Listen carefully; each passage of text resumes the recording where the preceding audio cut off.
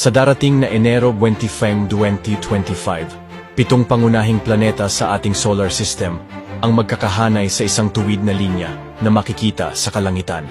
Ang pambihirang pangyayaring ito ay nagpapahiwatig na ang dakila at kakilakilabot na araw ng Diyos ay papalapit na. Gaya ng sabi sa Biblia, at magkakaroon ng mga tanda sa araw at buwan at mga bituin. At sa lupa ay magkakaroon ng kasalatan sa mga bansa na matitilihan dahil sa ugong ng dagat at mga daluyong. Magsisipang lupaypay ang mga tao dahil sa takot at dahil sa paghihintay ng mga bagay na darating sa ibabaw ng sanglibutan, sapagkat mangangatal ang mga kapangyarihan sa mga langit. At kung magkagayoy makikita nila ang anak ng tao na pariritong nasa isang alapaap na may kapangyarihan at dakilang kaluwalhatian.